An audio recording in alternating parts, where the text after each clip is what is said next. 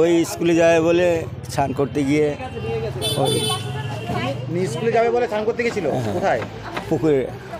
বাড়ির পাশেই নাকি? বাড়ির বাড়ি আমাদের বাড়ি থেকে একটু কিছু দূর দূরে, ওখানে বাড়ি আছে, ঠিক আছে, কিছু দূর, আমাদের বাড়ি কিছু দূর দূরে। তারপরে ওরা ছেলে পেলে স্নান করতে গেছে, এবার জানি প্রতিদিন স্নান টান করে চলে আসে, ঠিক আছে। আজকে যে এইরকম দুর্ঘটনা হবে তা কে জানে।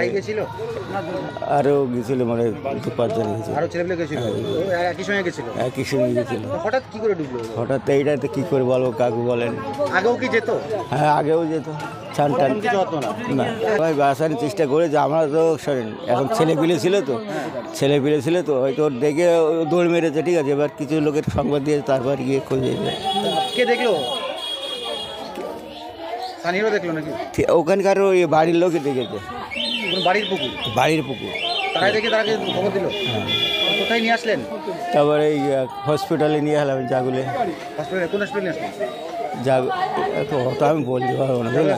ওই স্কুলে যাবে বলে স্নান করতে গেছিল পুকুরে, এবার যে ওই মানে আওয়াজ শুনতে পেলাম যে এরকম বাচ্চা কাচ্চা চিল্লানোর আওয়াজ, সবাই পাশে সব ছিল, তারা গিয়েছিল। তারপরে সবাই আস্তে আস্তে সবাই জানার পরে গিয়ে শুনলাম যে এরকম বাচ্চা জলের ভিতরে পড়ে গেছে।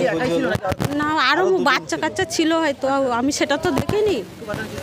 হ্যাঁ, বাঁচানো তো তুলে এনে বাঁচানোর চেষ্টা করেছি, সাথে সাথে হসপিটালে নিয়ে আসা হলো। হ্যাঁ,